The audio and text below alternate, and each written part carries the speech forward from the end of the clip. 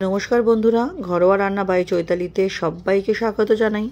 সবাই কেমন আছেন? আশা করছি ভালো আছেন। অনেক দিন পর চলে এলাম পটলের একটি নিরামিষ রেসিপি নিয়ে, তেল পটল।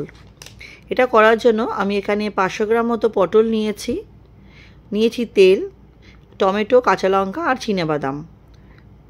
চলুন রেসিপিটা শুরু করা যাক। পটলগুলো আমি প্রথমে কেটে নিয়েছি, পুরো খোলা ছাড়াইনি। নুন, হলুদ আর সামান্য একটু কাশ্মীরি লঙ্কার গুঁড়ো দিয়ে এটা মাখিয়ে রাখবো। যতটা তেল দেখালাম বাটিতে অতটা তেল ব্যবহার করিনি, কারণ যা গরম পড়েছে বেশি তেল তো খাওয়া ভালো না। আমি খুবই অল্পই তেল দিয়ে তেল পটলটা করেছি। সমস্ত পটলটা আমি খুব ভালো মতো বন্ধুরা মেখে নেব। নতুন বন্ধু যারা আমার এই ছোট্ট চ্যানেলে নতুন, ভিডিওটি প্রথম দেখছেন, আমার রেসিপিটা যদি সামান্য হলেও ভালো লেগে থাকে চ্যানেলটি সাবস্ক্রাইব করে পাশে থাকার অনুরোধ রইল। পাশে থাকা বেল আইকনটি প্রেস করে অল নোটিফিকেশানটা অন করে নেবেন, যাতে আমি চ্যানেলে যখনই নতুন নতুন রেসিপি আপডেট করব সবার আগে আপনাদের কাছেই নোটিফিকেশান পৌঁছে যাবে। পুরনো বন্ধুদের অনেক ধন্যবাদ পাশে থাকার জন্য। একটাই অনুরোধ করব, ভিডিওটি স্কিপ করে দেখবেন না, তাহলে বুঝতেই পারবেন না আমি কি মশলা ব্যবহার করলাম। আমার পটলগুলো মাখানো হয়ে গেছে, এবার আমি এটা মশলা করে নেব। তার জন্য 1 ইঞ্চি আদা, একটা টমেটো, 2টো কাঁচা লঙ্কা আর কিছুটা চিনেবাদাম দেবো। কাঁচা লঙ্কাটা অবশ্যই আপনাদের স্বাদ অনুযায়ী ঝালটা বাড়িয়ে বা কমিয়ে নেবেন। এদিকে মশলাটা পেস্ট করে নিচ্ছি, ওদিকে আমি কড়াই চাপিয়ে দিয়েছি। তাতে আমি যে বাটিতে আপনাদের তেল দেখালাম সেই তেল থেকে অল্প কিছুটা তেল দিলাম। তেলটা যখন একটু গরম হবে তেলের মধ্যে আমি লবঙ্গ, এলাচ, দারচিনি আর তেজপাতা এই মশলাটা ফোড়ন দেবো। এই মশলাটা ফোড়ন দেওয়ার পর আমাকে কিছুক্ষণ মশলাটা একটু নাড়িচাড়ি নিতে হবে কয়েক সেকেন্ডের জন্য। কয়েক সেকেন্ড নাড়িচাড়ি নিয়ে এবার আমি পটলগুলো দিয়ে দিচ্ছি বন্ধুরা।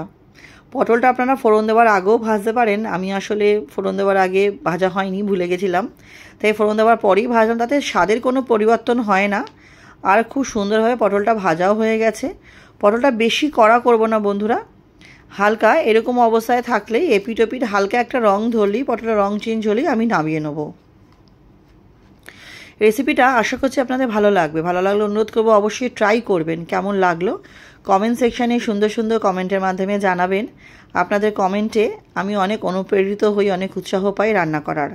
আর অবশ্যই একটা লাইক দিয়ে দেখা শুরু করবেন, একটা অনুরোধ রইল।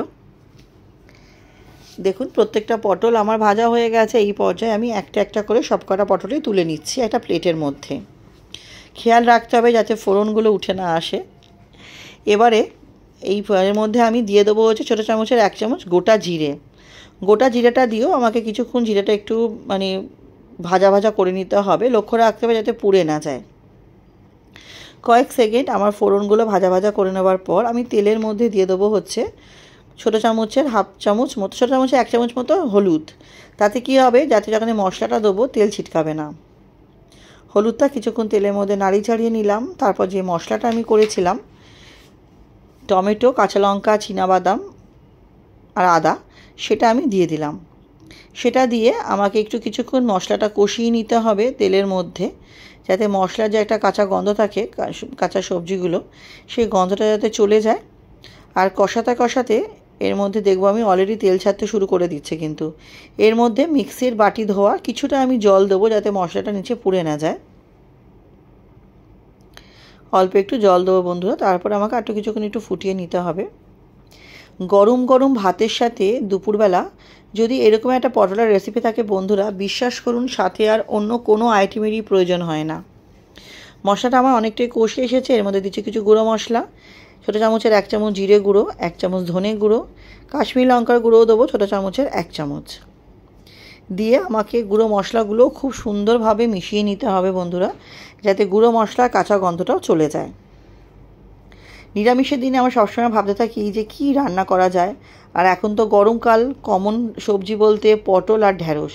তো সবসময় তো পটল বা পটলের একরকম রেসিপি খেতে ভালো লাগে না, তাই মাঝে মধ্যে নতুনত্ব ট্রাই করাই যায়। এবারে আমি পটলগুলো দিয়ে দিলাম। পটলগুলো দিয়ে পটলের সাথেও মশলাটা আমাকে খুব ভালো মতো কষিয়ে নিতে হবে। কষানোর সময় আমি কিছুক্ষণের জন্য বন্ধুরা একটু ঢেকে রেখেছিলাম, যাতে পটলগুলো খুব সুন্দরভাবে নরম হয়ে যায়, আর পটলের মধ্যে যাতে আমার মশলাটাও ঢুকে যায় সুন্দরভাবে। তাতে কী হবে, পটলের যখন খাবো আমরা তখন দুর্দান্ত লাগে খেতে। দেখুন আমার পটলটা একটু গ্রেভিটা ফুটতে শুরু করেছে, আমি ঢেকে রাখলাম, ওই মিনিট 5-6 জন্য আমি ঢেকে রাখবো এটাকে। দেখুন দুর্দান্ত একটা কালার এসেছিলো, আর বিশ্বাস করুন খেতেও জাস্ট অসম হয়েছিল। আপনারা যদি রাতে ডিনারের জন্য করতে চাইছেন রুটি, লুচি বা পরোটার সাথে, আপনারা এরকম গ্রেভি অবস্থায় নামিয়ে নিতে পারেন। কিন্তু আমি যেহেতু একটু ভাত প্রেমী, ভাতের সাথে এটা খাবো, তাই আমি ছোটো বাটির 1 বাটি জল দিচ্ছি। জল দিয়ে গ্রেভিটা একটু বাড়াবো। আপনারা আপনাদের প্রয়োজন অনুযায়ী গ্রেভিটা বাড়িয়ে বা কমিয়ে নিতে পারেন। আমি ছোটো বাটির 1 বাটি জল দিয়ে একটু গ্রেভিটা করব, যাতে এটা ভাতের সাথে খাওয়া যায়। এই অবস্থা তো ভাতের সাথে খাওয়া যেত বন্ধুরা, কিন্তু আমি একটু ঝোল ঝোল পছন্দ করি ভাতের সাথে, সেই জন্য। কিন্তু স্বাদে কিন্তু কোনো পার্থক্য হয়নি, দুর্দান্ত হয়েছিল খেতে। আমি খুন্তির সাহায্যে আশেপাশের মশলাটাও নামিয়ে নিচ্ছি। নামিয়ে পটলটা ওই মিনিট 5-7 মতো একটু ফুটতে দেবো, যাতে পটল তো এমনি অর্ধেক সেদ্ধ হয়েই গেছে কষাতে কষাতে, যাতে বাকিটা এখন হয়ে যায়। তার জন্য আমি বন্ধুরা কিছুক্ষণ এটাকে ঢেকে রাখবো। দেখুন পটলটা আমার খুব সুন্দরভাবে সেদ্ধ হয়ে গেছে, আর রঙটাও খুব সুন্দর এসেছে, ঝোলটাও অনেকটা শুকিয়েছে। এবার এটাকে আমি আরেকটু কিছুক্ষণ নাড়াচাড়া করে নেবো বন্ধুরা। আর এর মধ্যে আমি লাস্টে কোনো গরম মশলা গুঁড়ো ব্যবহার করছি না, যেহেতু প্রথমে ফোড়ন দিয়েছি। আপনারা চাইলে ব্যবহার করতেই পারেন। আমি দিলাম হচ্ছে ঘি। নিরামিষ তরকারিতে একটু ঘি না হলে ভালো লাগে না, তাই একটু ঘি দিলাম। ঘিটা যাতে ভালো মতো গলে যায়, ঝোলের সাথে একটু মিশিয়ে দিলাম ঘিটা। দিয়ে কিছুক্ষণ খুন্তির সাহায্যে নাড়াচাড়া করে মিনিট 5-এর মতো স্ট্যান্ডিং টাইমে রাখলে রেডি হয়ে যাবে গরম গরম পরিবেশন করার জন্য। রেসিপিটা কেমন লাগলো অবশ্যই জানাবেন বন্ধুরা, আপনাদের কমেন্টসের অপেক্ষায় থাকবো। ভালো লাগলে অবশ্যই লাইক করবেন, শেয়ার করে দেবেন। তাহলে চলুন আজকের মতো এখানেই শেষ করছি, টাটা।